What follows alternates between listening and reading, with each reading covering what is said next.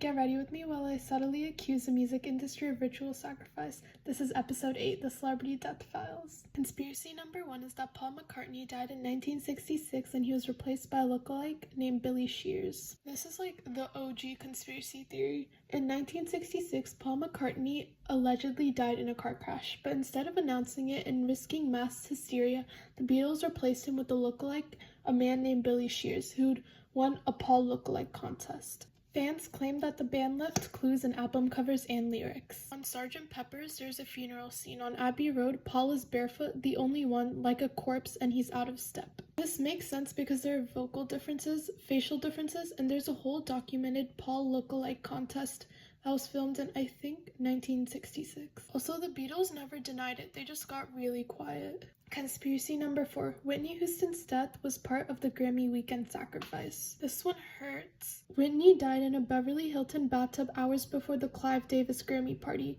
which still ended up happening for some reason. In the same hotel with her body still upstairs in the bathtub. Let that sink in. People think that the timing was too symbolic. There were ritualistic patterns, and in the bathtub and the numerology itself. Whitney had reportedly become fearful, paranoid, and deeply spiritual before her death, telling people that she thought something was coming. The fact that they partied in the building while her body was still there isn't just suspicious, it's demonic brunch behavior. The music industry has always had whispers of occult stuff, like selling your soul, sacrifices, rituals, and Whitney was one of the last industry icons from a pre-streaming era with true voice and soul. You can't just let someone like that leave. Conspiracy number 3. Bob Saget didn't fall, he was murdered. America's sitcom dad found dead in his hotel room. The official report, falling and hitting his head on a soft surface. But the autopsy showed multiple skull fractures, brain bleeding, and trauma akin to a baseball bat. Doctors said that the trauma was more consistent with a high-speed car crash or a brutal beating,